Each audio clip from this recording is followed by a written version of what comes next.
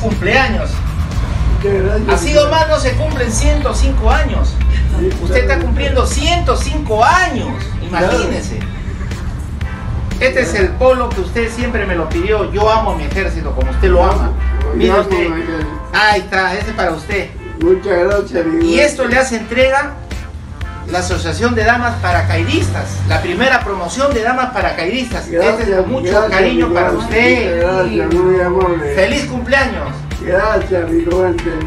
Muchas gracias. Yo amo a mi ejército. Yo amo a mi ejército.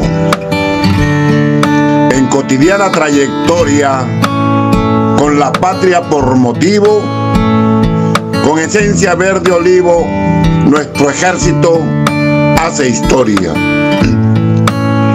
Hoy se evoca la memoria del quehacer institucional con un programa especial.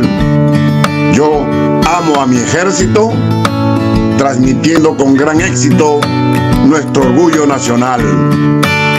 Va mi saludo especial a Pepe Bravo, el productor, un soldado, un señor, comunicador magistral. Su amor institucional ha trascendido los tiempos, haciendo de ello su templo de compromiso y lealtad, que en honor a la verdad, don José Bravo es digno ejemplo. Nuestro ejército es unidad, es experiencia y juventud, cuya esencia de virtud es bastión de peruanidad. Honramos nuestra heredad, rindiendo justo homenaje a quienes con sus valores fueron motor y motivo, iluminando al verde olivo con sus heroicas acciones.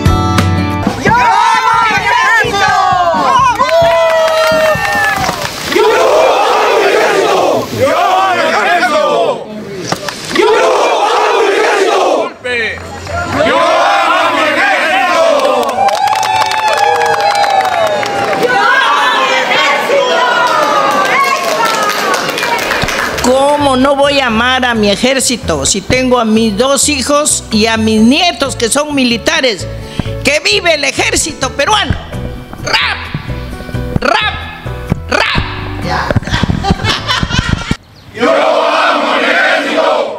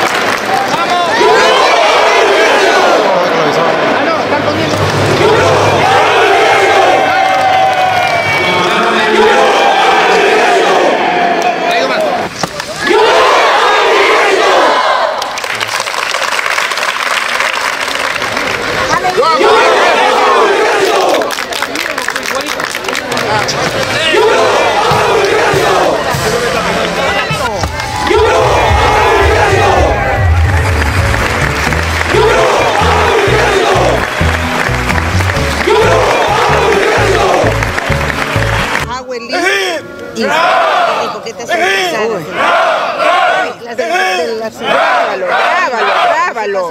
¡Palmas! Ay, no lo grabé.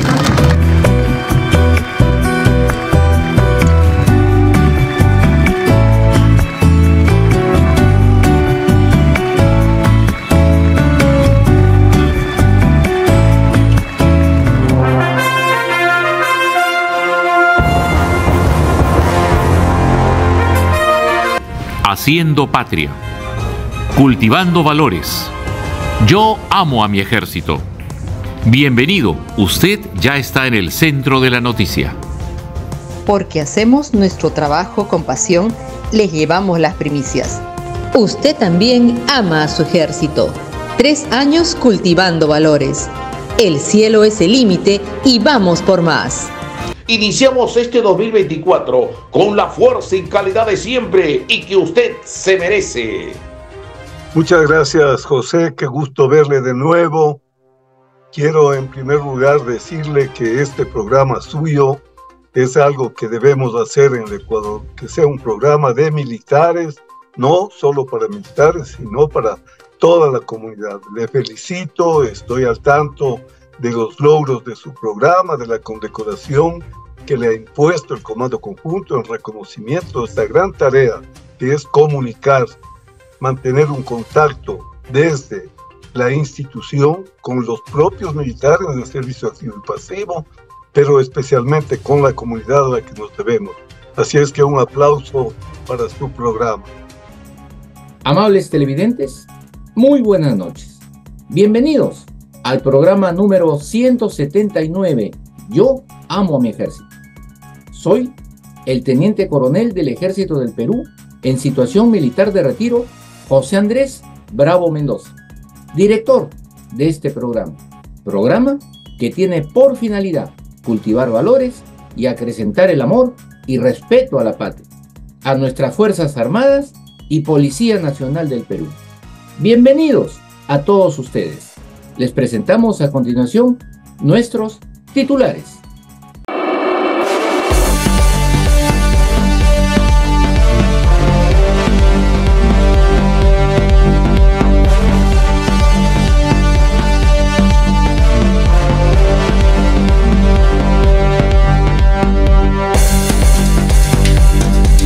Este sábado a las 20:30 horas te presentamos tu programa favorito, Yo amo a mi ejército. Este 2024 con la calidad y pasión de siempre. El más amplio informe sobre la situación de terror que atraviesa el país vecino del Ecuador, inmerso en un conflicto armado interno que pone en jaque al país. Le presentamos alternativas a tener en cuenta con voces autorizadas, especialistas en la materia. Y lo ha ratificado el jefe del Comando Conjunto Ecuatoriano, que al ser declarados terroristas por el jefe supremo de las Fuerzas Armadas, el señor Noboa, pues son objetivos militares y como tal van a ser tratados. Y en el Perú estamos en una encrucijada de los dos fenómenos: la presencia del crimen, que lo vemos acá todo el tiempo en Perú, y la influencia política de mafias del narcotráfico, tráfico ilegal de oro, contrabando y todos estos delitos sobre la parte política. Por los criminales, por los que están dañando al país, por los que están comprando jueces, por los que están vendiendo droga en las escuelas. Eso es pues atentado a los derechos humanos. Ejército del Perú, símbolo de esperanza y unidad. En La Libertad, Trujillo, autoridad regional reconoce públicamente labor de apoyo solidario del ejército a la población en varios frentes. Participación del señor soldado es aclamada por la región. Pues hoy día vamos a reconocer, vamos a valorar el trabajo de nuestro amigo general del ejército durante 2 años. A 143 años de la batalla de San Juan y Miraflores, los peruanos recordamos esta gesta heroica y la unión civil-militar, el espíritu de lucha por defender el suelo que los vio nacer y donde dieron un ejemplo de coraje al mundo entero. Todos aquellos que atacan constantemente al ejército, que atacan constantemente a la marina, a la fuerza aérea, a la policía, no comprenden que el ejército es el seguro de vida de la nación. Jorge Fossati asumió el cargo de director técnico de la selección peruana de fútbol. Éxito, profesor Fossati. Nuestro país necesita esa inyección anímica que el fútbol nos brinda. Y por supuesto, ser la mejor hinchada del planeta. El orgullo de dirigir a la selección, a una selección, pero no es cualquier selección. Así es, un saludo por supuesto a todos los hermanos del ejército peruano, a los soldados que están a lo largo del territorio peruano haciendo patria, trabajando, sacrificándose. Y bien, ya está usted en el centro mismo de la noticia y damos inicio a la información. Antes de iniciar la información, queremos expresar nuestro saludo y reconocimiento al señor Andrés Bravo Valdés. Él es administrador de la página que se ha hecho ya muy popular en la familia militar.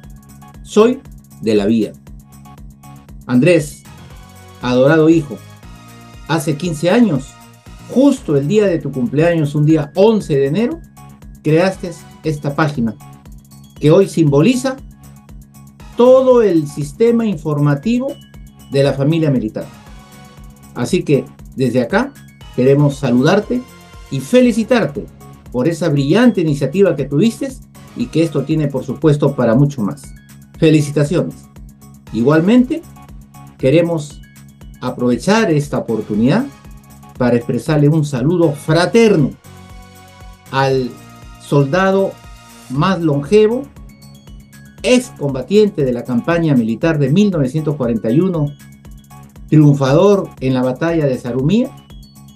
Me refiero al sargento segundo reenganchado Raúl Bojorquez.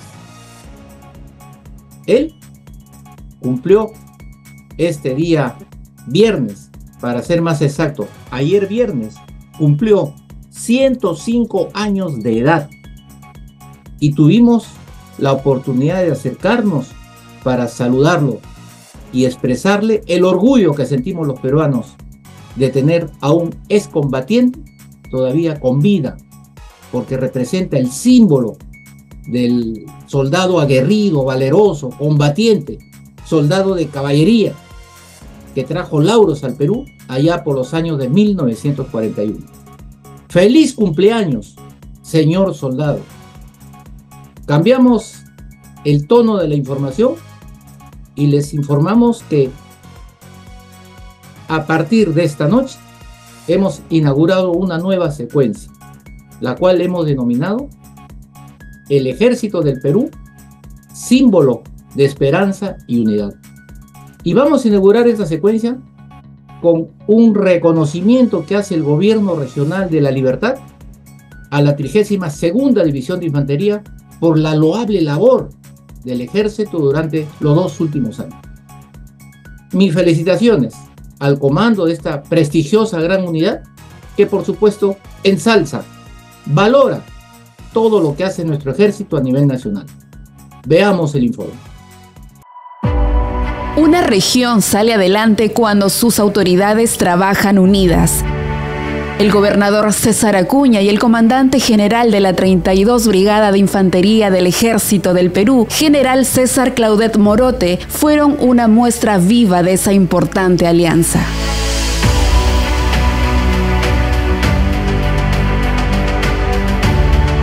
En las lluvias por el Yaku 2023 estuvimos trabajando mano a mano. Por disposición de nuestro general Claudet, jóvenes soldados pusieron el hombro junto a las familias damnificadas para limpiar las calles y casas enterradas por el Huayco. También, gracias a la decisión del general, los helicópteros del ejército se desplegaron para salvar a las personas aisladas por las inundaciones, entre ellas una niña de 9 días de nacida.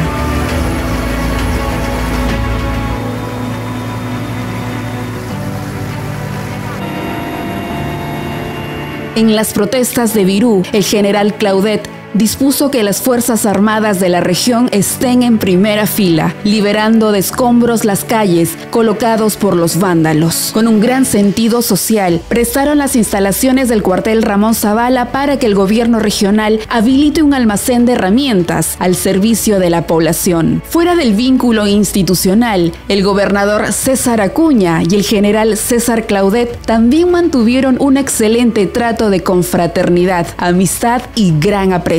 El ejército fue una pieza fundamental para seguir cimentando institucionalidad, patriotismo y valentía.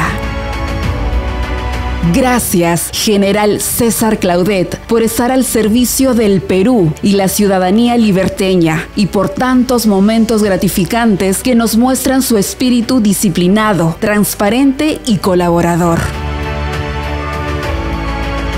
General César Claudet Morote, gracias por su compromiso con la libertad.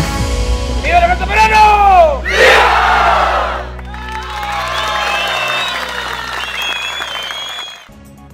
Hoy, 13 de enero y el próximo 15, se conmemora un aniversario más de las batallas de San Juan y Miraflores. Se cumplen 143 años en que un grupo de peruanos, civiles y militares, a rajatabla defendieron el suelo patrio. Es el ejemplo de unión civil-militar más grande que sucedió a nivel mundial. Y para nosotros también nos deja un legado de que hoy los peruanos debemos estar más unidos que nunca para salir de esta crisis que nos agobia, de la inseguridad ciudadana y otros casos por ahí. Veamos este informe que hemos preparado sobre las batallas de San Juan y Miraflores, a 143 años de haberse producido. Veamos. ¿Cómo está usted? Bienvenido, señor canciller. Es un privilegio tenerlo en el programa. ¿Cómo está? Bueno, yo le agradezco enormemente la invitación, señor Teniente Coronel José Bravo. El programa que usted tiene es un programa magnífico y además es un programa indispensable. Tener un programa cuyo título es Yo amo a mi ejército es tener un programa cuyo verdadero título es Yo amo a mi patria y yo amo las virtudes militares. Y las virtudes militares llevan a mi patria sobre sus espaldas. Y esas virtudes son el valor, el coraje, la disciplina, la lealtad, la entrega a la nacionalidad y a los ideales que nos dieron la vida independiente. Como usted sabe, yo he sido profesor de la Escuela Superior de Guerra del Ejército desde 1991. He sido profesor de la Escuela Conjunta de las Fuerzas Armadas hasta la llegada de la pandemia. Igualmente de la Escuela Superior de Guerra Naval, además de conferencias en el CAEM, conferencias en la Escuela Superior de Guerra Aérea, y hay una vinculación entre mi carrera profesional y mi especialidad profesional y las Fuerzas Armadas, porque la comprensión de la geopolítica, de la geoestrategia, de la diplomacia, de la guerra, une íntimamente a la conducción política del país con el ejército y sus Fuerzas Armadas en general. Usted me hace un honor al invitarme a este programa. Le agradezco mucho. Le reitero que para nosotros es el honor, embajador.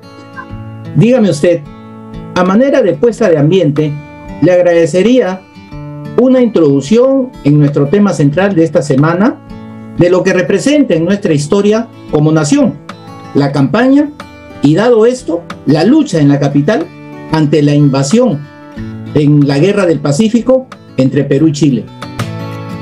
Bueno, yo creo que hay muchos casos paradigmáticos del siglo XIX. La toma de Atlanta, la derrota de la Confederación en la Guerra Civil Americana, la caída de Richmond, fue terrible. La ocupación del sur de los Estados Unidos duró varios años antes de ser reintegrado a la Unión. El saqueo, los abusos que se cometieron fueron tremendos. Hay libros sobre estos. El más famoso de todos es Lo que el viento se llevó, sobre el cual incluso existe una película.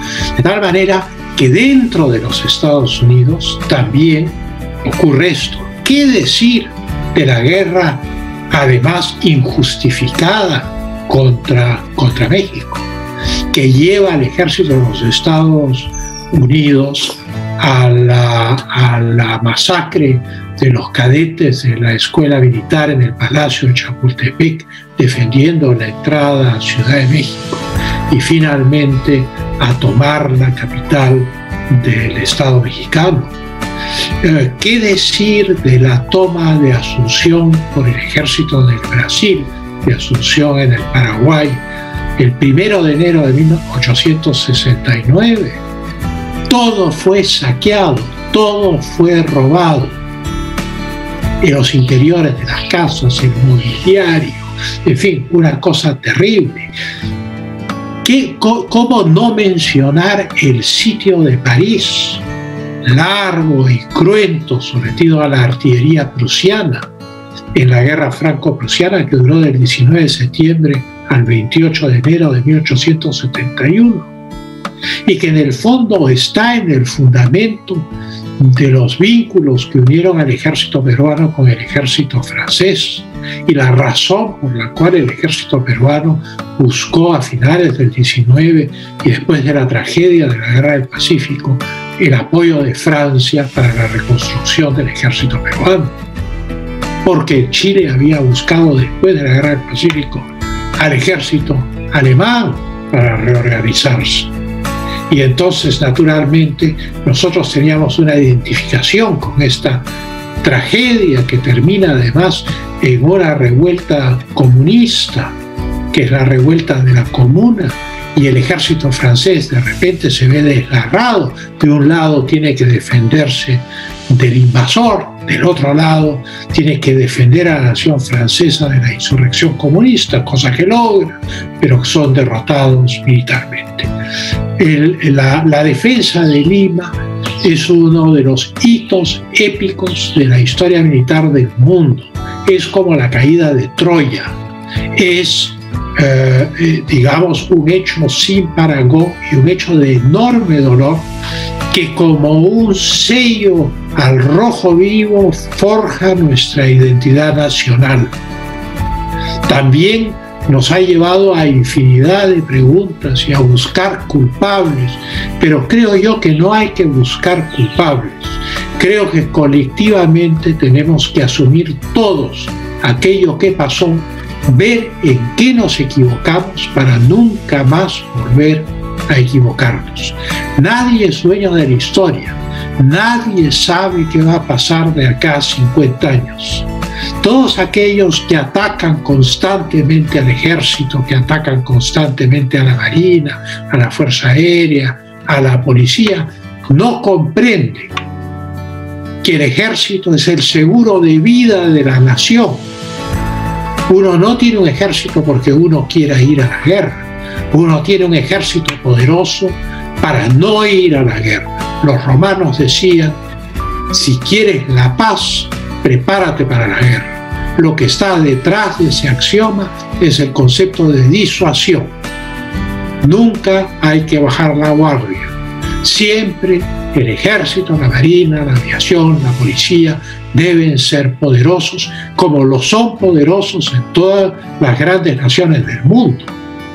Y en ese sentido tenemos que ser conscientes que lo que hoy estamos conmemorando y recordando, que es este sacrificio de militares, de civiles, de milicianos en las batallas de San Juan y Chorrillos y luego la batalla de Miraflores durante 2 días entre el 13 y el 15 de enero de 1881, nos hizo ver 2 cosas fundamentales: que necesitábamos mayor preparación militar para el futuro y que nunca más podíamos no estar preparados.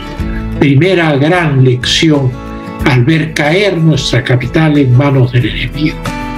Segunda gran lección: nunca habíamos sido conscientes que no habíamos celebrado tratados de límites con nuestros vecinos, y eso nos hizo vulnerables, objeto de una guerra de saqueo que nos hizo perder Tarapacá, un departamento inmensamente rico, que pasó a ser el departamento más rico de Chile hasta el día de hoy, junto con Antofagasta, que era de Bolivia. Y por el otro lado, no teníamos fronteras con ninguno de nuestros vecinos. Las primeras fronteras las hemos empezado a trazar en 1909, porque la conducción política del país comprendió, a raíz de la caída de Lima, que esto no debía ocurrir nunca más. Y para que no ocurra nunca más, no debían haber ambigüedades sobre cuáles eran nuestras fronteras y cuál era nuestro poder militar. Muy bien. ¿Nos podría usted, embajador, explicar el desarrollo de los preparativos y cómo se enfrentó esta tragedia de nuestra historia? Bueno, digamos que el antecedente, aunque no lo parezca, es la batalla de Arica. Es la batalla de Arica, que es el supremo sacrificio de Francisco Bolognesi, de Alfonso Ugarte y de las tropas que ahí se inmolaron por el Perú. Francisco Bolognesi sabe, desde la posición que está ocupando en el Morro de Arica, que no tiene escapatoria. Él ve los fuegos del ejército chileno en el río del otro lado de Tacna, sabe que ya no puede retroceder. Los chilenos parlamentan y le piden que se rinda y le dicen: no tiene usted salida. Y pienso yo que en su monólogo interior el coronel Bolognesi tiene que haber pensado: ¿qué significa para el Perú que yo me rinda? ¿Qué va a pasar si yo me rindo? Y la conclusión a la cual él debe haber llegado es: perdemos la guerra. La desmoralización sería completa. Y entonces dice que defenderán el Morro hasta quemar el último cartucho y que morirán en el intento. Y entonces salvan el espíritu de combate del país, que permite durante 1 año y medio más continuar la guerra. Si no, no se hubiera podido continuar la guerra. Todo hubiese terminado ahí. Poca gente sabe que hubo negociaciones diplomáticas después de la batalla de Arica, y que debido al sacrificio heroico de Bolognesi, sus oficiales y sus soldados, los diplomáticos peruanos no aceptaron las propuestas de Chile, se levantaron de la mesa y se retiraron. No éramos un país derrotado. Con ese espíritu, 1 año y medio después, viene la batalla de San Juan, de Chorrillos y luego la de Miraflores. Lima estaba sitiada por mar, de tal manera que ya no podía recibir abastecimientos significativos ni de municiones, ni de armamentos, ni de lo que sería necesario para enfrentar de manera óptima el reto que el ataque final contra la capital significaba. Por el otro lado, Chile tampoco tenía los medios materiales para hacer una especie de desembarco de Normandía sobre Lima, y entonces empezó a avanzar a pasos cortos desde Paracas a Tambo de Mora, a Cañete, en fin, embarcando parte de su fuerza en Pisco, que se unía en total 29 transportes que desembarcaron tropas en Chilca y en la caleta de Curayá. Las desembarcaron el 22 de diciembre. Naturalmente se habían mandado avanzadillas de caballería, pocas, 300 hombres en 2 casos, para vigilar el desembarco, mientras Lima se preparaba para la batalla. Se crearon regimientos, artesanos, abogados, que se integraron a regimientos de milicias. Toda la juventud de Lima se enroló para defender su capital. Las tropas del ejército eran la espina dorsal de esa estructura defensiva, y la batalla se entabló el 13 de enero.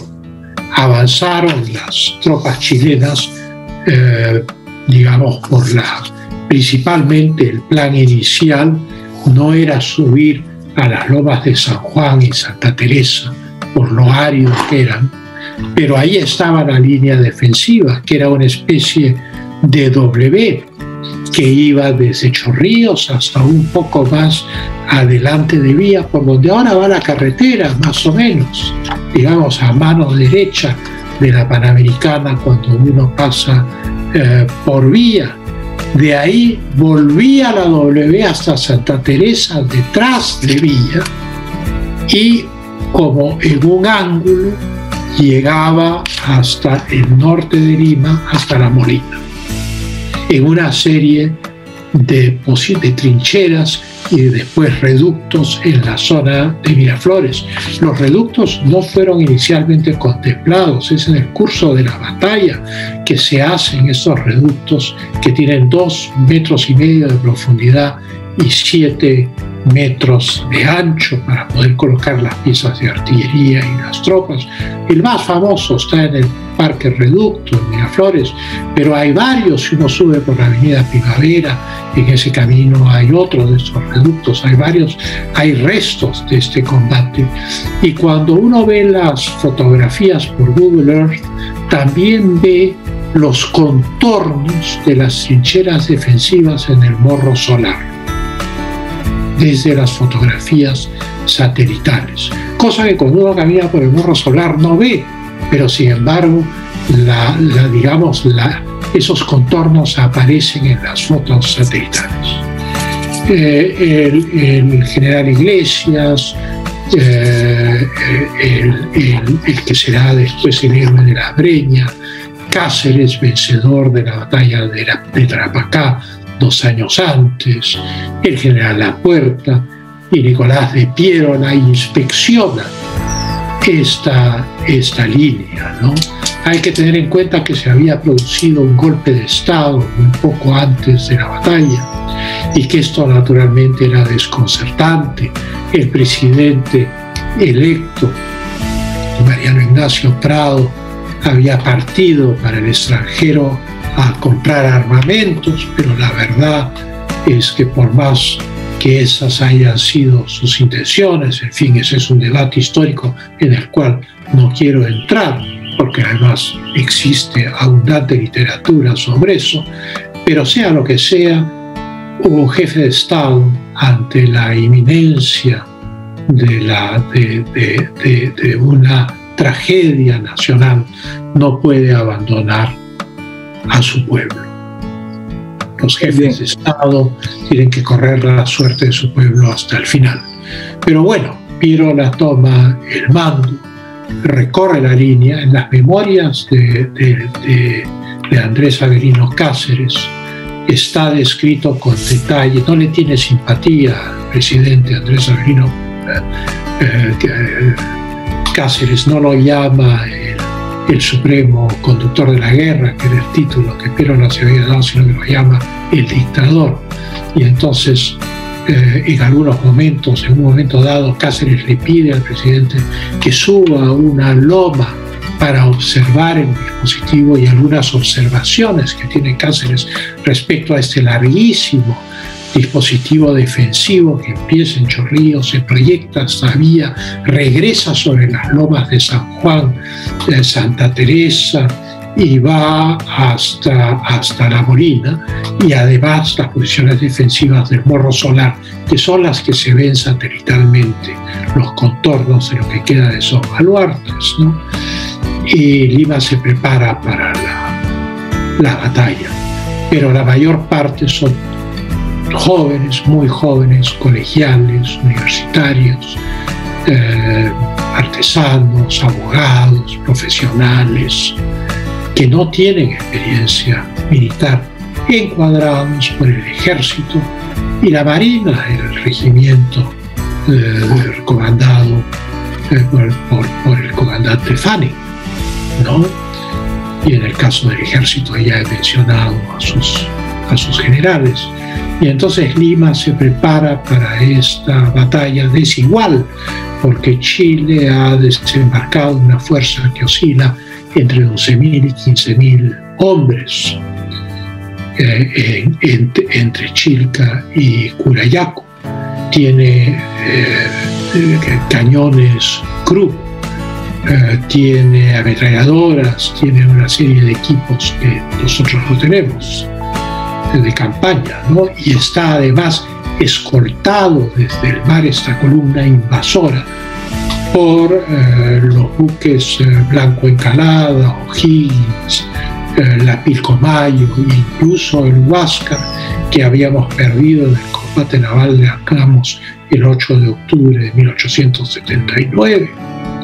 Y entonces la artillería de todos esos buques se añadía al poder de la caballería, la infantería y la artillería en tierra, de tal manera que en el fondo era un ejército improvisado, encuadrado por un ejército experimentado pero insuficiente, en una ciudad bloqueada por mar que no podía recibir abastecimientos ni pertrechos, que se iba a enfrentar al poder de la flota y del ejército de Chile, ¿no?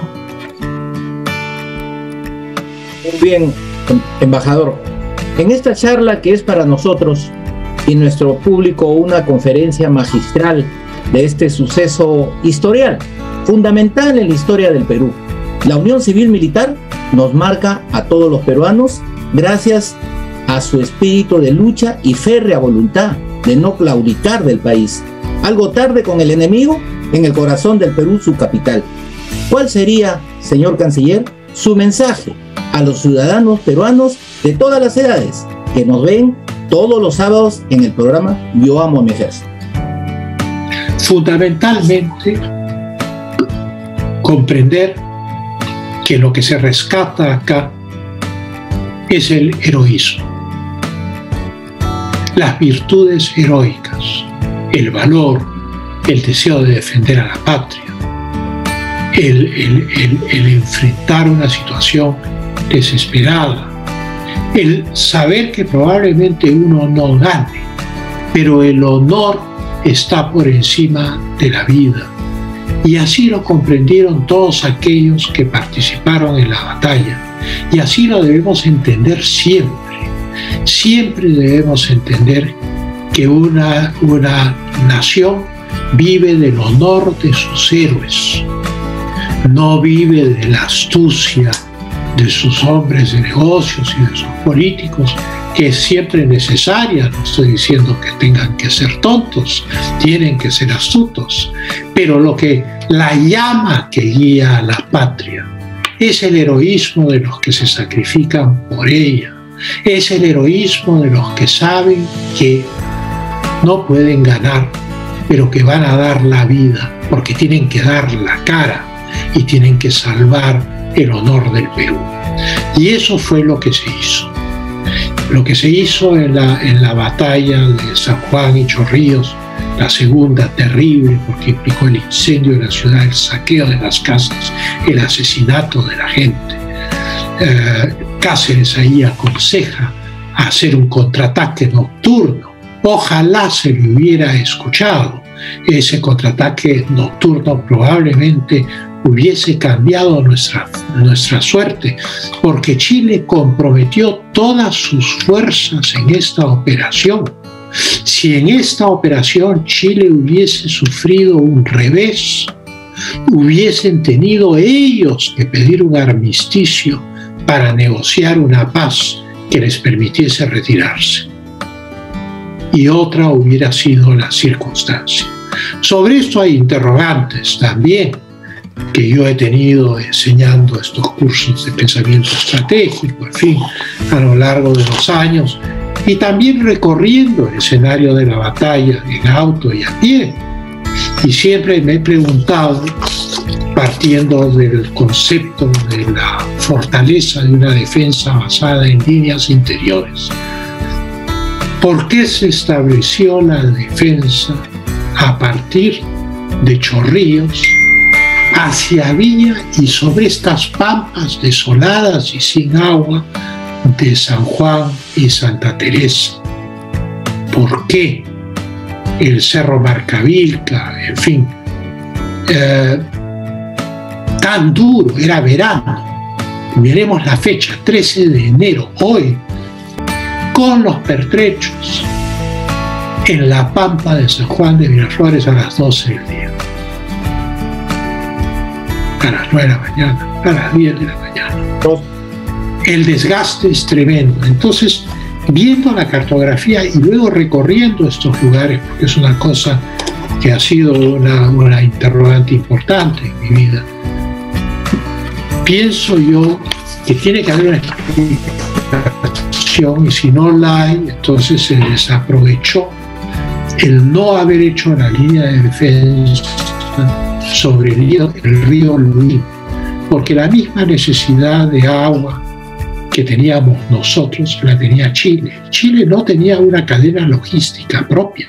Desembarcando en Chilca y Curayaco, tenían que correr, y esto lo he leído en libros de historia de la Guerra del Pacífico chilenos, tenían que correr hacia el río Lurín para llenar sus vagones de agua, para abastecer con agua a las tropas y a la caballería y a los caballos. Y entonces lo lógico hubiera sido una línea de defensa del mar hasta la hacienda de Cieneguilla siguiendo el río Lurín, que hubiera permitido además abastecer desde el interior, por líneas interiores, desde Cieneguilla, desde La Molina, desde Lima, hubiera permitido abastecer esa línea en una estructura defensiva mucho más corta que la que se extendía desde Chorrillos, Avía y sobre estas pampas hasta La Molina. Y negarle a Chile el agua. Chile hubieran tenido que retroceder hacia Mala si es que no hubieran podido conquistar la posición para abastecerse del río Lurín, o hubiesen tenido que reembarcarse. Y entonces esa es una gran interrogante que yo he tenido toda mi vida y que me imagino que los estudiosos de esta campaña tendrán que absorber en algún momento.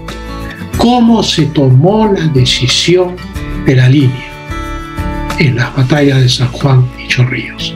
Esa decisión no la he podido encontrar en las memorias de don Andrés Avelino Cáceres, no la he podido encontrar en nuestros libros de historia, pero tiene que estar en alguna parte. Alguien decidió que la línea de defensa iba a ser la que fue, y que fue muy difícil de sostener, y el enemigo tenía una ventaja, porque el enemigo ya se había abastecido del elemento central de una época en que los ejércitos se movían a pie y a caballo, que era el agua. Era una época en la cual no había tanques, no había blindados, no había gasolina. Los ejércitos se movían con comida y con agua.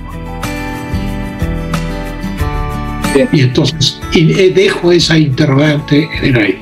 Y luego vino la batalla de Miraflores, ¿no? Con esto a cabo, 2 días después, 15 de enero, y ahí se hizo el último esfuerzo. Y ahí están las placas. No hubo distinción social, todo el mundo dio la vida. Todo el mundo dio la vida. A los chalacos también, los chalacos se entraron a defender. Los chalacos, los limeños, gente que había venido de Canta, gente que había venido de Chosica, gente que había venido del centro, todos dieron la vida. Todos dieron la vida. Embajador, ¿fue una unión nacional? Caramba, que nos debe dejar como un legado, ¿no es cierto? Un legado que cuando las cosas están difíciles... Bueno, fue una unión nacional que nos deja un legado, pero por el otro lado hubo cosas que no se hicieron a tiempo. Y eso también queda como un legado que uno debe aceptar, compartir colectivamente la responsabilidad de ese legado y comprender, por ejemplo, que entre la batalla de Arica, que es el 7 de junio de 1880, que significa la derrota del Ejército del Sur y la desaparición del Ejército del Sur, y la batalla de Lima, transcurre 1 año y medio. Y que si bien desde el 8 de octubre del 79 Chile dominaba el mar, sin embargo, probablemente en 1 año y medio pudiéramos haber tenido fórmulas mucho más preventivas y organizadas de enfrentar esta crisis. Tengo yo la impresión que lo mismo ocurrió en el caso de Moquegua, ¿no? Los chilenos hacen un raid sobre Hilo, capturan Hilo, clavetean las piezas de artillería, destruyen unas instalaciones del puerto de Hilo, se reembarcan y se van. Luego regresan meses después, ¿y qué es lo que encuentran? Encuentran que Hilo está abandonado y que el tren está ahí y las vías están intactas. Es ahí que toman la decisión de ir a Moquegua. Y es ahí donde, llegando a Moquegua, se da la infausta batalla del Cerro Baúl. No éramos previsores. Hoy seamos previsores. Vislumbremos el futuro. El futuro no es la próxima semana. El futuro no es el próximo mes. Frente a todos los grandes retos nacionales, sepamos preguntarnos dónde vamos a estar. Estando en la situación en la cual estamos ahora, ¿dónde vamos a estar de acá a un año? ¿Qué tenemos que hacer para triunfar? Y entonces nos deja lecciones que son duras, son lecciones que no se han querido tocar en nuestra historiografía, porque el dolor producido es inmenso, es inmenso. Dos hermanos de mi bisabuelo hicieron todas las campañas desde el sur, pelearon en San Juan y Chorrillos y se fueron con Cáceres y hicieron todas las breñas. Mi bisabuela en su testamento dice: yo no les dejo el piano, no les dejo el mobiliario. Yo tengo el testamento, porque todo fue quemado por los chilenos en Chorrillos. Y sus hijos combatiendo en la breña. Entonces, la lección de esto es que durante muchas décadas el dolor no nos ha permitido ver nuestras falencias. Hay que saber ver las falencias para no repetirlas, o por lo menos explicarse mejor por cómo sucedieron las cosas, no para echarle la culpa a los demás, no para responsabilizar a los demás de lo ocurrido, sino para colectivamente ser previsores, ser poderosos, ser valientes y ser organizados, y que nunca más nos ocurra una cosa así. Bien, excelente mensaje, embajador. Y permítanos agradecerle a nombre del programa Yo Amo a mi Ejército la gentileza de habernos acompañado esta noche, canciller, que para nosotros, le reitero, ha sido un tremendo honor. Le damos las cámaras para su palabra final. Bueno, yo le agradezco mucho, señor Bravo, haber participado en este estupendo programa. Y ha sido para mí una enorme satisfacción tocar este tema. Es un tema, el primer trabajo de historia que hice yo en la universidad, llevé un seminario del Instituto Río Agüero, el que dirigía el seminario era el doctor José Agustín de la Puente y Candamo, y el tema que yo toqué fue la batalla. Porque todo el mundo hablaba de la guerra con Chile, de las derrotas, pero tenía que haber una respuesta, tenía que haber un porqué. Y entonces este es un tema que desde los 17 años, no el tema solamente de San Juan y Chorrillos, es el tema de la guerra del Pacífico, el tema de la formación de nuestras fronteras, el tema del poder del virreinato del Perú durante 300 años en América, donde ya éramos peruanos, donde todo el mundo se levantaba en la mañana y iban a labrar sus campos y mandaban a sus hijos al colegio parroquial.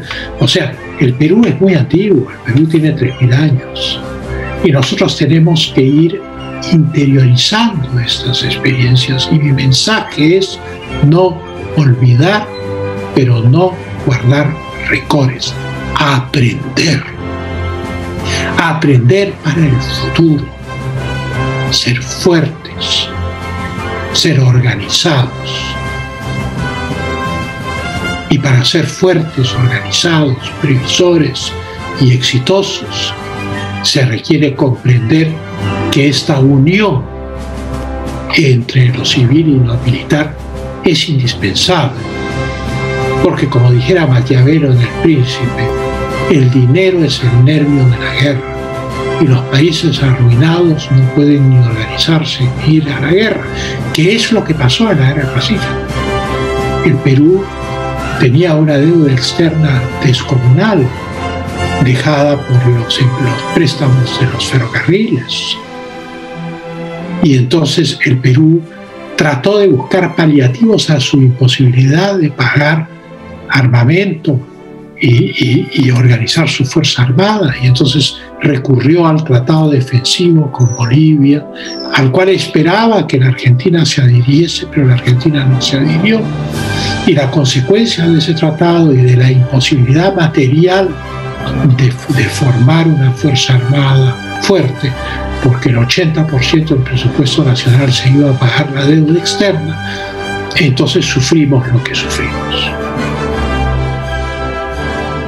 Entonces esas son experiencias que tienen que verse en un contexto histórico más amplio y comprender que la fortaleza militar no solo es la disciplina, el entrenamiento, el coraje y las armas del ejército, sino los dineros y la voluntad política del elemento civil que forma parte de la sociedad política, económica, intelectual de un país. Y el mensaje es un mensaje de unidad, pero es un mensaje de fuerza y de previsión. Siempre previsión. Siempre pensemos, si estamos así hoy, ¿dónde estaremos dentro de un año? De tal manera que honor, fuerza y poder nacional. Esas son mis palabras finales. Muchas gracias, canciller, muy amable, y ojalá pues no sea la última. Esperamos tenerlo también en el programa en otra oportunidad. Yo espero volver, pero eso depende de usted. Depende de mí. Y ya estoy visualizando, yo creo que vamos a tener una sorpresa en Chaví de Huántar. Así que lo comprometo, embajador. Ya estoy comprometido. Muy bien, muchas gracias. Muy amable. Muchas gracias. Hasta luego. Amigos, para nadie es un secreto la situación caótica y de terror que vive el país vecino del Ecuador. Y nosotros, como país, no somos ajeno a ello, ya que tenemos similares coincidencias: trata de personas, inseguridad ciudadana, narcotráfico, terrorismo, etcétera, etcétera. Es por ello que, considerando que nuestro programa es una ventana de enviar mensajes de valores y otras alternativas más, hemos considerado hacer unas entrevistas esta noche a personas, analistas, consultores, especialistas en la materia de inteligencia, para que nos den sus experiencias y nos brinden algunas alternativas que les sirva a nuestro país estar prevenido. Ese es el objetivo de esta nota que les presentamos esta noche. Vamos a comenzar a matar todos policías y funcionarios dentro y fuera de las cárceles. Daniel Novoa, tenga la amabilidad, por favor, no le están pidiendo nada malo. Dile que se vaya la policía de día. Eso va a dañar, eso va a dañar. Eso va a dañar, dañala. Eso va también dañar, eso va también dañar.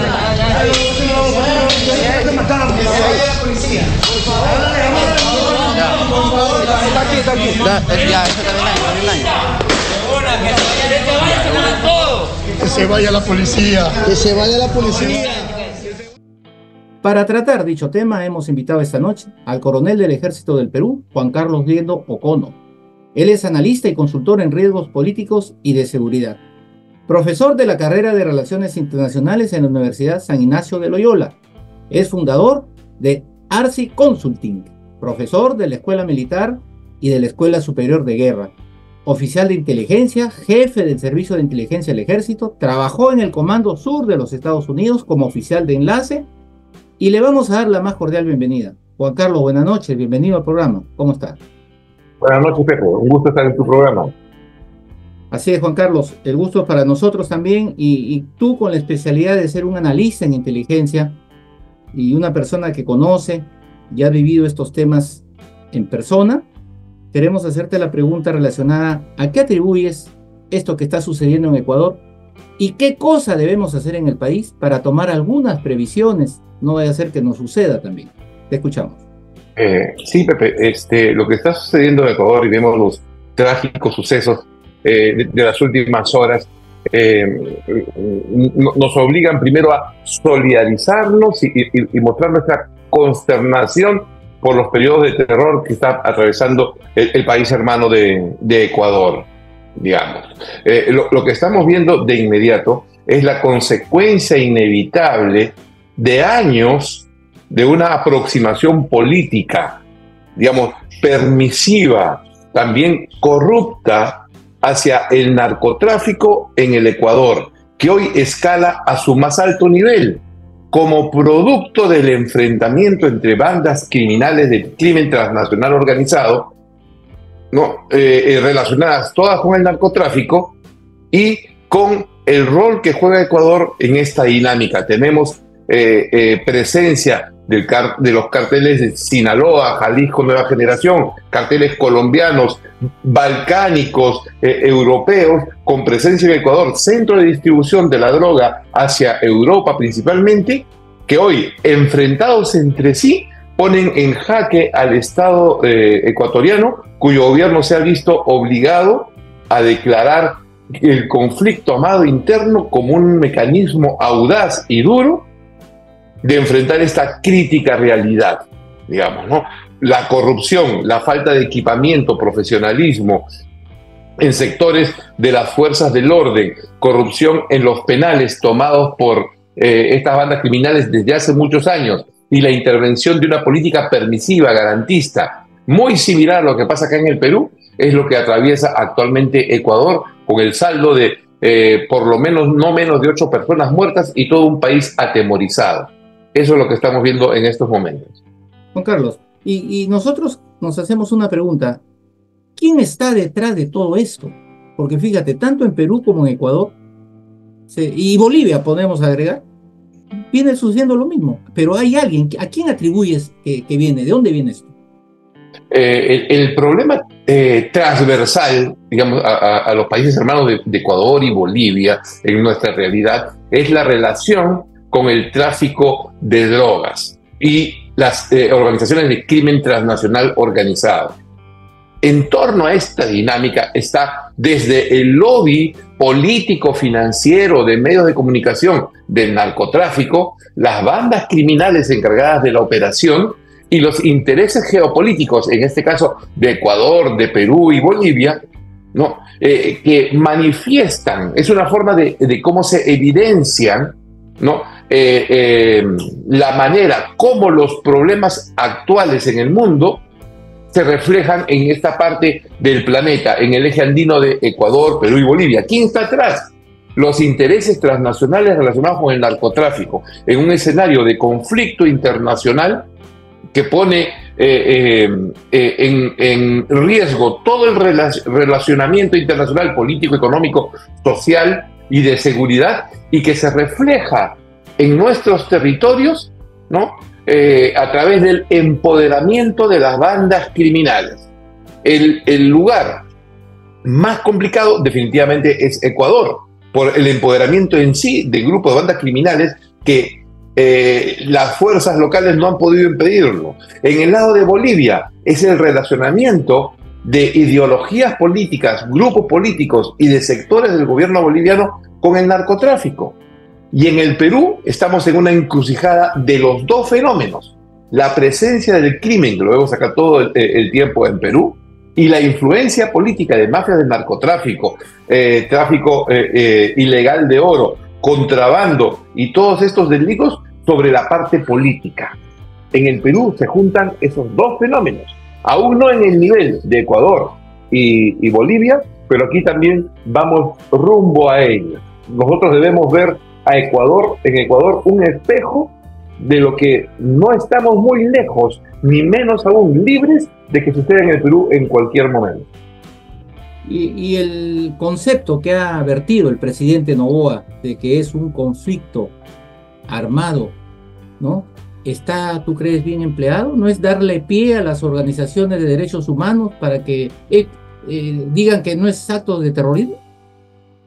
Sí, definitivamente, digamos, desde nuestra experiencia y aproximación, es posible entender que el declarar conflicto armado interno busca en el gobierno de Ecuador comprometer la acción del empleo de las fuerzas del orden dentro del marco del DIH, digamos, ¿no? Y darle un espacio de legalidad, lo cual no le va a evitar problemas, porque ya hay pronunciamientos de organismos internacionales que cuestionan ello, porque el tema de declarar conflicto armado interno, guerra contra el terrorismo o cualquier acción del Estado, sí o sí y de todas maneras va a ser obstaculizado por la ideología de los derechos humanos, de todas maneras. Ecuador no se va a salvar de ello.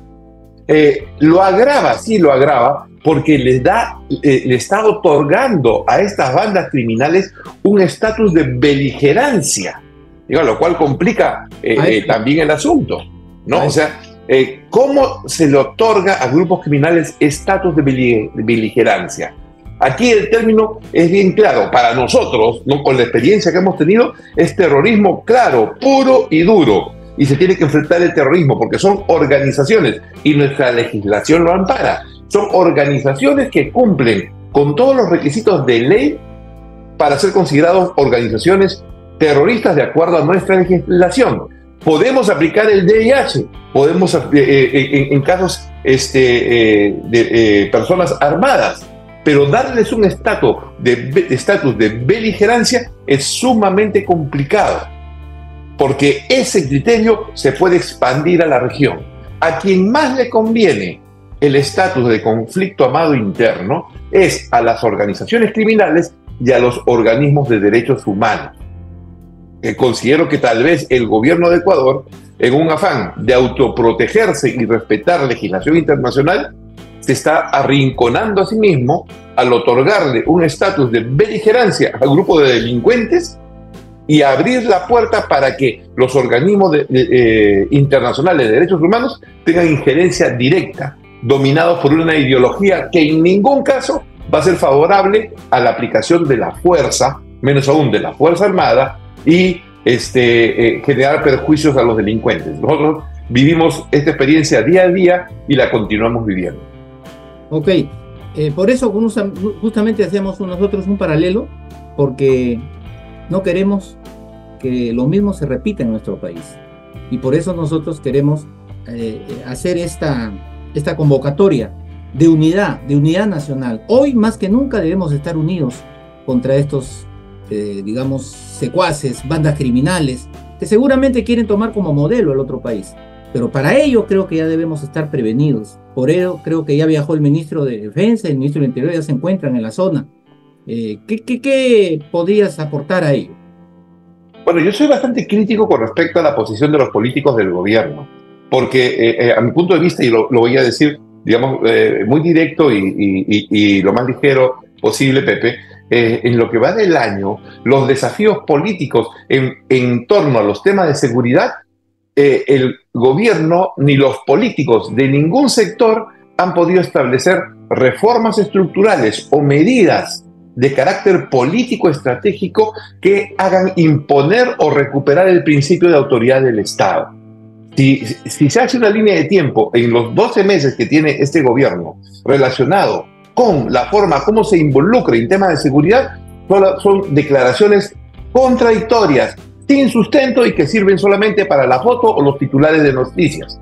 Pero no hay ningún hecho concreto de carácter, repito, político y estratégico que le otorgue ventaja al Estado. Ni siquiera se está fortaleciendo a las fuerzas del orden, ni a la policía, ni a las Fuerzas Armadas, donde tenemos conflictos que no llegan ni al tercio del sueldo mínimo. O sea, menos del 20% del sueldo mínimo a muchachos jóvenes de 18, 19 años que dan su vida por la patria, mal equipados, reducciones en presupuestos de entrenamiento, frente a un problema que ya lo tenemos, ¿no? Y entonces, por eso mi aproximación hacia la acción de gobierno y presencia de los políticos es sumamente crítica. Pueden tomarse todas las fotos que quieran, pero mientras no se hagan reformas políticas estructurales, no se atienda el fortalecimiento interno desde la legislación, equipamiento, entrenamiento a las Fuerzas Armadas y a la policía, entonces no voy a creer yo particularmente en ningún político. Ok, Juan Carlos, muy agradecido por haber estado esta noche con nosotros. La ventana siempre abiertas. Eres un analista, un prestigioso oficial de nuestro ejército y caramba, ojalá no sea la penúltima ni la última. Definitivamente no, Pepe, un gusto estar en tu programa y aprovecho unas palabras finales, primero para reiterar la solidaridad con el pueblo de Ecuador. Esperemos que supere esto lo más pronto posible. Esta escalada se va a reducir en las próximas 24 o 48 horas, pero el problema va a ser latente, va a continuar siendo latente. De todas maneras va a tener implicancias e influencias sobre nuestra realidad, ¿no? Y por lo cual debemos estar muy atentos, ¿no? Y por último, un saludo y un abrazo muy fuerte a toda la familia militar, que es tu principal audiencia, y esperando que continúen los éxitos este año 2024, Pepe. Un fuerte abrazo. Un fuerte abrazo de igual manera, Juan Carlos. Nos vemos. Permiso. Bueno, nos vemos. Ahí estaba con nosotros el coronel del ejército, Juan Carlos Liendo, analista, consultor y especialista en inteligencia. Buscamos también la versión de otro especialista en inteligencia y recurrimos al almirante de la Armada Peruana en situación militar de retiro, José Cueto Acerbi. Él es presidente de la Comisión de Inteligencia y nos da sus puntos de vista y nos hace un recuento y un análisis de la situación y la coyuntura actual que vive tanto el país vecino, el Ecuador, como nuestro país. Veamos. Almirante José Cueto, buenas noches, ¿cómo está usted? José, buenas noches. Muchas gracias por la comunicación, a tus órdenes. Sí, señor. Le decía de que la situación en Ecuador no es ajena a lo que nosotros hemos vivido ya en el país y de repente, ¿qué podría pasar también en el país? Usted es presidente de la Comisión de Inteligencia del Congreso. Quisiéramos que nos dé, señor, algunas alternativas que en estos momentos está tomando el Poder Legislativo. Ya. Mira, desde el punto de vista desde el Congreso, a pesar de que estamos en receso, tengo entendido de que no solo mi comisión, no, las otras comisiones también, y algunos congresistas en forma particular, se han manifestado con lo que está pasando en Ecuador, que no es otra cosa que el corolario de una dejadez, que no es exclusivo de Ecuador, sino también acá en el Perú, con las labores, entre comillas, por poner, de todo este crimen organizado transnacional que viene buscando desestabilizar toda la región, especialmente en aquellas comunidades como la ecuatoriana, donde no son pues afines a toda esta progresividad internacional. Y con ello no solo se limitan a un tema ideológico, ya es más que consabido que estos tienen pues como uno de los grandes motores todo lo que es ilegal, principalmente el narcotráfico, que arman estas organizaciones criminales, terroristas realmente, ¿no? Como bien ha llamado el presidente Noboa, y que le ha dado pie, aunque esperemos que no sea tarde, a que las Fuerzas Armadas tomen el control total y puedan establecer todas las operaciones militares que tengan que realizar para de una vez por todos terminar con este ataque que está dirigido principalmente para quebrar la gobernabilidad de un país hermano como el Ecuador.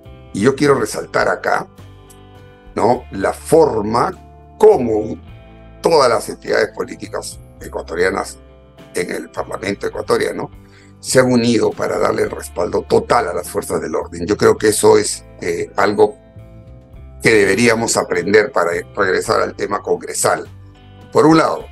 Y por otro lado, desde las comisiones, la mía incluida, ¿no? Estamos solicitando la información respectiva y ya hemos hecho varios congresistas un llamado al Ejecutivo, que es el que apenas ha sucedido esto en una reacción rápida, creo yo, no solamente en la parte diplomática con nuestro canciller, sino sobre todo la parte que tiene que ver con nuestras fronteras. He escuchado al ministro hoy día que decía que no era necesario cerrar las fronteras. Yo personalmente creo que sí sería, no es cerrarlas forever, sino tener una primera reacción de contención, porque en todas estas actividades, cuando las fuerzas del orden de un lado, llámese un país, una ciudad, una región, ¿no?, se actúa, y espero que estén actuando fuertemente con mano dura, lo más probable es que estos delincuentes huyan, ¿no?, lo que se llama el efecto globo, y en este caso podrían meterse por cualquier parte de nuestras fronteras, que son demasiado porosas, sobre todo frente a Ecuador y Colombia. Es muy diferente ver la frontera desde el lado ecuatoriano que verla desde el lado peruano. Hay una inmensa diferencia. Tú puedes en cualquier parte de la frontera ecuatoriana, que está prácticamente con carreteras acostadas, está cerca, tienen muchas facilidades, mientras que la nuestra es prácticamente selva, ¿no? Selva virgen en muchos lados, y no tienen controles.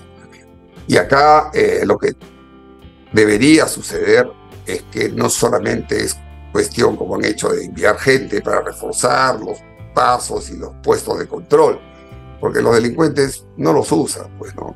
Usan cualquier otro sistema, cualquier otro paso que puedan generar para ingresar a nuestra ciudadanía, a nuestro territorio, perdón. Entonces tienes, y esto es un requerimiento formal que hay que hacerles al Ejecutivo, tienes que usar tecnología que hoy hay en todos lados, ¿no? Básicamente para el control de esta zona se usan ahora drones con unos sistemas de vigilancia que pueden estar permanentemente, ¿no?, coberturando los diferentes pasos, conocidos o no conocidos, ¿no?, de nuestras fronteras, y tener estos grupos de reacción para capturar a estos delincuentes, ¿no? Yo espero que esto sea lo que está en este momento llevando a cabo nuestro Ejecutivo, ¿no?, con los ministros de Defensa e Interior, que tengo entendido están en la zona norte viendo la parte operativa. Y desde el Congreso, yo creo que ahora, a pesar de que el fondo es otro, estamos pidiendo un pleno extraordinario por el tema de la JNJ, pero bien, en este pleno podríamos tomar algunas otras decisiones de apoyo hacia el Ejecutivo, amén de que, creo yo, hablo del campo netamente de inteligencia, poder estrechar más todavía el trabajo de inteligencia, que hoy por hoy es vital en esta lucha contra el terrorismo, ¿no? Claro, porque lo que ha determinado el presidente Noboa, presidente del Ecuador, es que están en estos momentos, ha decretado el conflicto armado interno, señor. Y esa palabra, ese término es grave sí, porque abarca todo un país. Mira, yo no lo hubiera utilizado, y esto es un tema netamente personal, ¿no?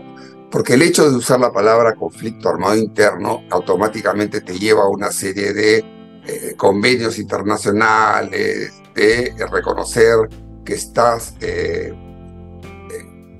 luchando contra un grupo alzado en armas, beligerante, que tiene una convicción internacional. Los derechos, ¿no? Así es. Y por ahí entran después todos estos rojos, estos progresos, esta gente neocomunista que se va a agarrar, no ahorita porque están en la emergencia, pero ten por seguro que después van a tratar de decir, de acuerdo al derecho internacional humanitario, ustedes no debieron hacer tal cosa, los derechos humanos, y siempre orientado hacia el delincuente. Pero bueno, el señor Noboa inmediatamente, creo yo, en una sana corrección, los tildó de terroristas. Y eso significa, y lo ha ratificado el jefe del Comando Conjunto Ecuatoriano, que al ser declarados terroristas por el jefe supremo de las Fuerzas Armadas, el señor Noboa, pues son objetivos militares y como tal van a ser tratados. Así que esperemos de que la reacción y la mano dura que debe tomar el hermano pueblo ecuatoriano con sus fuerzas del orden, respaldada por el Congreso, pueda realmente recuperar la paz y la armonía en ese país, ¿no? Que es lo que todos deseamos. Ok, señor, muy amable por haber estado esta noche con nosotros y disipar algunas dudas que habían y las alternativas que hay que tomar como país, porque no estamos ajenos a que nos suceda algo igual. Muchas gracias, señor. Muy amable. Muchas gracias, José. Muy buenas noches. Hasta luego. Estaba con nosotros el almirante José Cueto Acerbi, que nos daba una lección de alternativas que debemos de tomar o tener en cuenta para que no nos suceda algo similar. Pero el programa fue un poquito más allá. Queríamos buscar la versión de alguien que es del país vecino, el Ecuador. Y no tuvimos mejor idea que ubicar al líder político, ex comandante general del ejército, ex jefe del Comando Conjunto de las Fuerzas Armadas del Ecuador, fue alcalde de Quito, es consultor, analista, especialista en inteligencia, hizo una serie de cursos en Israel relacionados justamente a inteligencia, y me estoy refiriendo al general del ejército ecuatoriano, Paco Moncayo Gallegos, quien gentilmente accedió a concedernos una entrevista para que nos diga la situación actual que vive su país. Veamos la entrevista. Y le damos la más cordial bienvenida. Mi general, buenas noches. ¿Cómo está usted? Nuevamente lo tenemos en el programa. Muchas gracias, José. Qué gusto verle de nuevo. Quiero en primer lugar decirle que este programa suyo es algo que debemos hacer en el Ecuador, que sea un programa de militares, no solo para militares, sino para toda la comunidad. Le felicito, estoy al tanto de los logros de su programa, de la condecoración que le ha impuesto el Comando Conjunto en reconocimiento de esta gran tarea que es comunicar, mantener un contacto desde la institución con los propios militares del servicio activo y pasivo, pero especialmente con la comunidad a la que nos debemos. Así es que un aplauso para su programa. Muchas gracias, mi general. Tenga usted en consideración que este aliento nos seguirá motivando para hacer lo que más nos gusta, comunicar.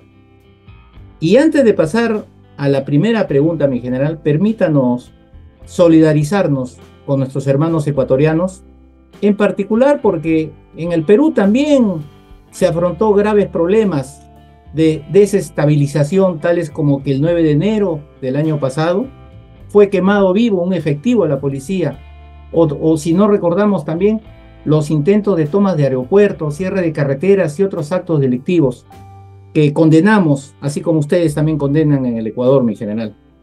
Así que ese es el gesto solidario que nosotros llevamos a través de mi programa hacia sus coterráneos, mi general.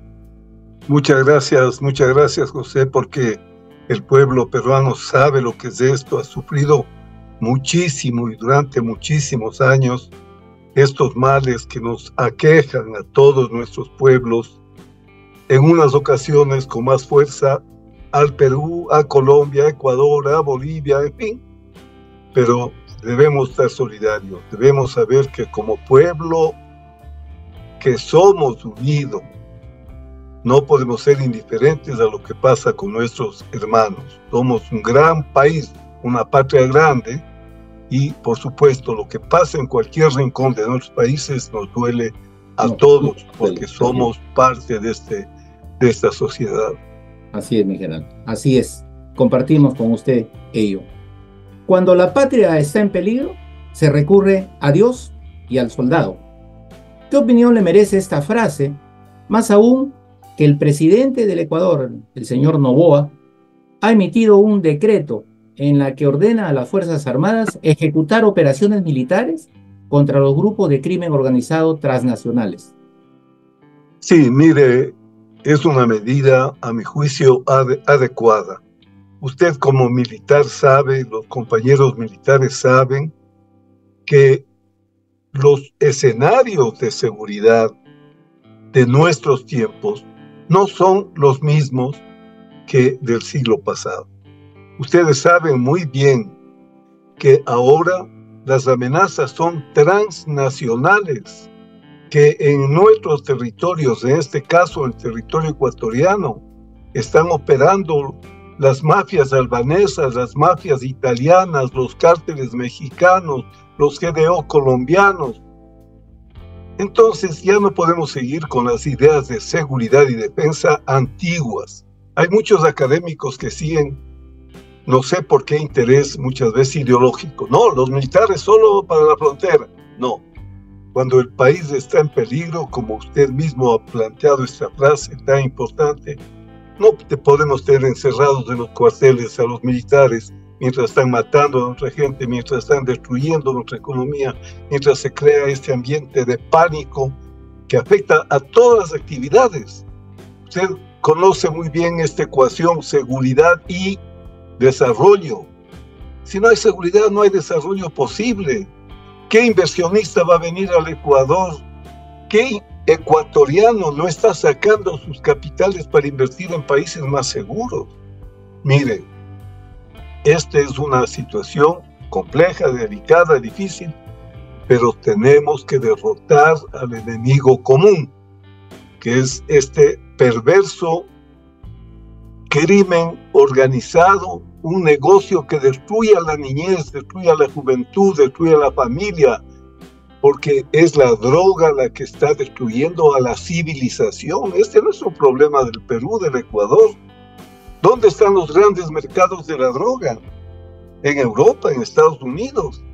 Por eso también yo insisto que aquí cuando los Estados Unidos de Europa aportan, participan, no es que nos están dando nada gratis, no es que nos están haciendo un favor, están cumpliendo con un deber que tienen, una obligación, porque siendo esto un problema transnacional, los países como Ecuador, pobres, sin recursos, no les pueden dar peleando las guerras contra el narco a los Estados Unidos, poderosísimos, que gastan miles de millones en Ucrania, pero y aquí en su patio trasero.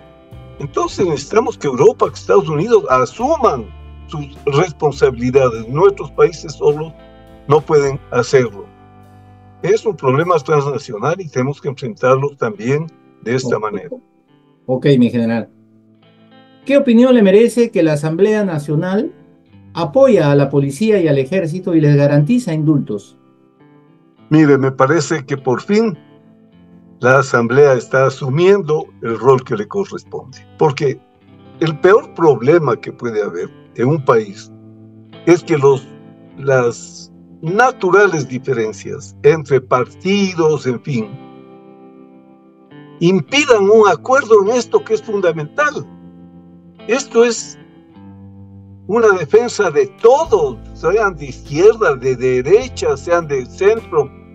Somos todos los que estamos en peligro, o el hijo del comunista no está en peligro, o el hijo del capitalista no está en peligro.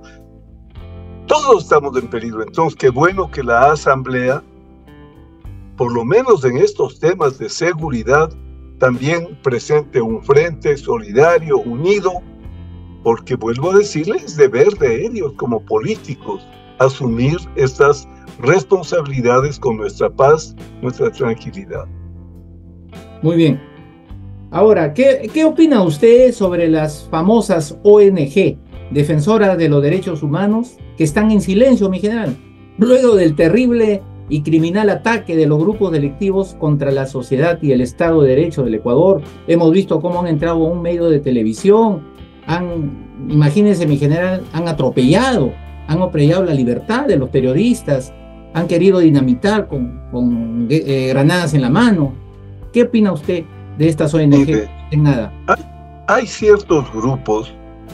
¿Quién no va a estar de acuerdo con los derechos humanos? Si los militares aprendemos desde que entramos en la escuela militar el derecho humanitario, ¿no es cierto? Porque no somos nosotros, pues, vulgares asesinos como los criminales a los que estamos combatiendo. Nosotros defendemos con principios, con valores, con amor a la patria. Entonces, los defensores de los derechos humanos no pueden tomar parte o ser utilizados por los criminales, por los que están dañando al país, por los que están comprando jueces, por los que están vendiendo droga en las escuelas. Eso puede atentar a los derechos humanos. Los derechos humanos deberían salir a defender a la gente que está siendo violentada por el crimen. ¿Quién defiende a esos periodistas maltratados, ultrajados, ofendidos, lastimados? ¿No tienen derechos humanos? Pero para estos sectores, no, yo soy completamente de acuerdo en el uso progresivo de la fuerza, en la utilización de las normas de enfrentamiento. No creo que por ser que estamos armados queremos una carta blanca para hacer lo que nos dé la gana. Pero sí, por favor, hagamos las cosas como corresponde, con respeto a los derechos humanos, también de los ofendidos, de los agredidos y de los maltratados. El presidente del Ecuador, el presidente Noboa, ayer declaró a todos los medios televisivos: Ecuador está en guerra. Ecuador está en guerra. Y vamos a enfrentar esta guerra. ¿Cómo cree usted que la va a afrontar, mi general? Bueno, mire, es evidente, de acuerdo al derecho internacional humanitario, usted sabe que hay los conflictos armados internacionales y los conflictos armados no internacionales. Hoy en el propio Comité de la Cruz Roja se habla de que tiene que incorporarse como un CANI, o sea, conflicto armado no internacional, estos que ellos llaman conflictos desestructurados, conflictos que son muchas veces culturales, pueden ser referidos al ambiente, en fin, y los conflictos que son frutos de estas confrontaciones asimétricas. Entonces, el momento en que nosotros estamos enfrentados como país a este tipo de amenaza, que es una amenaza desestructurada de grupos criminales, lo que tenemos que hacer es simplemente considerar que estamos en el caso de un CANI, de un conflicto armado no internacional, y que las Fuerzas Armadas tienen que utilizarse para combatir y suprimir la amenaza. Nos acabamos de acordar de la primera entrevista que tuvimos, mi general, hace aproximadamente unos 6, 7, 8 meses con usted, cuando tocamos el tema de fiestas patrias, de que los países hermanados desfilaban. ¿Y cuánto nos ha costado, mi general, a nuestras Fuerzas Armadas, tanto el Ecuador y Perú, lograr la paz, firmar el acuerdo de paz? Y ahí usted nos dijo, ahora lo que toca es trabajar unidos para sacar a los países adelante. Y miren lo que hemos terminado. Miren lo que hemos terminado. Y usted dijo también, tanto Perú como Ecuador son mentes gemelas. Todo lo que pasa en el Ecuador pasa en el Perú. Imagínense, mi general, ¿qué nos dice a ello? Mire, yo creo que la paz fue un paso, pero mi meta, lo que debemos hacer, es lo que hizo Europa. Ya no es la época de los estados nacionales. Miren Europa, razas distintas, culturas distintas, porque un alemán no es lo mismo que un francés no es lo mismo que un inglés, en fin. Tenemos que unirnos. El paso de la integración está por darse, no lo hemos dado. Estamos hablando del Pacto Andino desde los años 70, ¿no es cierto? Y hasta ahora la comunidad andina no tiene ningún significado serio como es la Unión Europea. Ese es el próximo paso. Ya firmamos la paz, no es suficiente. Hoy tenemos que integrar nuestras economías, integrar nuestra política, en fin, seguir un ejemplo sobre nuestra realidad, porque no es cuestión de copiar lo que han hecho los europeos, pero un proyecto de integración nuestro, propio, de sudamericanos, de andinos. Esa es la tarea y la meta que todavía está por alcanzar. Ok, mi general, muchas gracias por haber aceptado esta entrevista en exclusiva con nuestro programa esta noche, y queremos decirle, mi general, solidarizarnos una vez más con todo lo que está pasando en su país. y augurarle los mayores éxitos y que pronto Ecuador vuelva a estar en paz. Así que reitero el agradecimiento, mi general. Muy amable. Le agradezco mucho por esta entrevista. Tengo que pasar a otra que me comprometí. Siempre un gusto, José, estar con usted, poder conversar de los temas que nos interesan a los pueblos ecuatorianos y peruanos. Un abrazo fuerte a todos. Mi general, un abrazo fuerte a usted también y que continúen los éxitos. Que vive Ecuador. Gracias. Y que salga de esta crisis. Un abrazo. Un abrazo. Perú, Perú, tú puedes. La canción que nos va a llevar al Mundial. Resulta que como producto del avance que hemos sacado por este programa de esta noche, nos llamaban y nos consultaban qué tenía que ver la presentación del entrenador Jorge Fossati con el programa. Pues yo le respondí y le dije, Jorge Fossati es entrenador del equipo de todos los peruanos, de la selección peruana. El ejército es el pueblo uniformado. El ejército es el pueblo. Cuando juega la selección, todos los cuarteles a lo largo y ancho del territorio nacional se concentran para ver a su selección y para alentar mentalmente a su selección. Entonces, ¿por qué marginarnos? Y como hemos visto una actitud positiva del entrenador y de esta nueva directiva de la selección peruana, cuyo objetivo es ir al Mundial, ¿por qué no sumarnos? Como programa Yo Amo Mi Ejército, nos vamos a sumar, nos vamos a sentir más peruanos que nunca y veremos cómo contribuiremos, pues. Veremos en el camino cómo vamos a contribuir. Por lo pronto, hemos creado esta secuencia. Perú, Perú, tú puedes. Y por supuesto que se va a poder. Veamos esta entrevista con el jefe de prensa de la selección peruana, nuestra selección.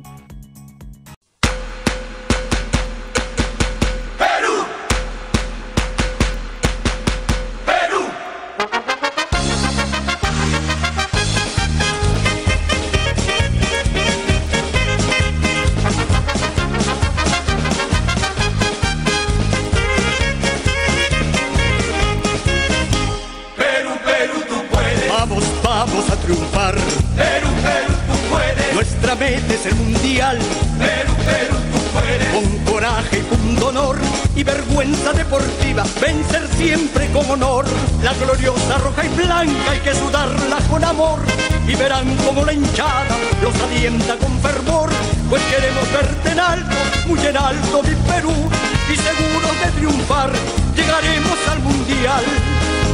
Perú, Perú, tú puedes, gritemos con emoción. Perú, Perú, tú puedes, lo más grande eres tú. Perú, Perú, tú puedes, y demuestra al mundo entero que podemos lograr nuestra clasificación. La selección peruana es la selección de todos, blancos, negros, chinos, cholos, todos. Todos tenemos que poner el punche para sacar a la selección adelante. Hace 2 días fue presentado el nuevo entrenador, Jorge Fossati. Y desde ahí para adelante hemos visto un cambio de actitud, un cambio de ganas de hacer las cosas. Por eso hemos querido invitar esta noche al señor Marco Cabrera González del Valle. Él es el nuevo jefe de prensa de la selección peruana, a quien le vamos a dar la más cordial bienvenida. Marco, buenas noches, bienvenido al programa, ¿cómo estás? ¿Qué tal, comandante Bravo? Muy buenas noches, un saludo para usted y para los televidentes de su programa Yo Amo a Mi Ejército, un gusto estar con ustedes. No, el gusto es para nosotros, Marco, y como lo había expresado, la selección es de todos.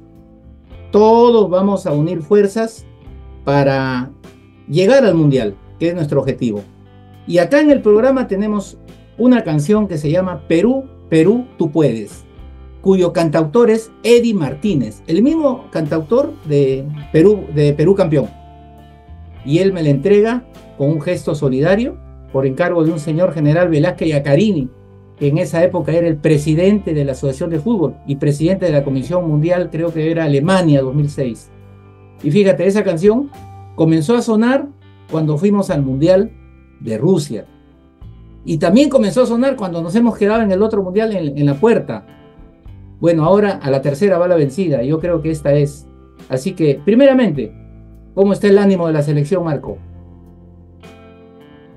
Muy bien, en realidad en estos primeros días hemos tenido contacto con el profesor Jorge Fossati, su comando técnico. Hay mucha expectativa, mucha ilusión y muchas ganas sobre todo de echar a andar ya este plan que tiene como objetivo principal, como lo decía el profesor Jorge Fossati en su presentación, ¿no? Que el fútbol le devuelva esa alegría al país, ¿no? Que el hincha, que el ciudadano de a pie vuelva a confiar en su selección, que se vuelva a ilusionar, que vuelva a sentir esa expectativa que había algún tiempo atrás. Así que los ánimos, al menos con el grupo de trabajo que se está formando, es de los mejores, y seguramente más adelante, cuando ya tengamos el contacto con los jugadores, eso se va también a mantener. No, y mira, Marco, el ejército es el pueblo uniformado. Y nosotros siempre hacemos videoclips de apoyo a la selección. Así que vas a contar con ese apoyo. Vamos a ser parte de todo el equipo que va a lograr el objetivo final, si Dios lo permite, por supuesto. Así que envíale un saludo a todos los soldados que en estos momentos se van a ver a lo largo y ancho del territorio nacional. Al señor soldado, a ese que está en los cuarteles alentando su selección, ojo. Así es, un saludo por supuesto a todos los hermanos del ejército peruano, a los soldados que están a lo largo del territorio peruano haciendo patria, trabajando, sacrificándose para salir adelante, ¿no? Para hacer lo que más les gusta. Y de eso se trata, ¿no? La vida, de eso se trata el fútbol, de eso se trata la carrera, ¿no? De hacer sacrificios, desprendimientos y siempre buscando el éxito, buscando la perfección, buscando ser mejores personas, mejores profesionales y siempre mejor en lo que nos toque hacer en la vida. Marco, dale un saludo especial al profesor Jorge Fossati. Dile que todo el Perú está con él, ¿ya? Y vamos a lograr el objetivo, Marco. Vamos a lograr el objetivo y vamos a ser fuerte esta canción Perú, Perú, tú puedes. Por supuesto que se puede, Marco. Por supuesto que se puede, con esa actitud, como la mencionas, como lo dice la letra de la canción, y así tiene que ser, que se pueda, ¿no? Pensar siempre en positivo y vamos para adelante con todo. Le agradezco una vez más, comandante, el apoyo, sus palabras y cuente con el saludo para el profesor Jorge. Un saludo a toda la selección peruana también, Marco. Muy amable, buenas noches, permiso. Listo, comandante, buenas noches, un abrazo. De esta manera hemos llegado a la finalización del programa número 179, su programa Yo Amo a Mi Ejército, esperando que haya sido de su completo agrado. Nos volvemos a encontrar la próxima semana, si Dios lo permite. Y no se olviden que nuestro ejército es símbolo de esperanza y unidad.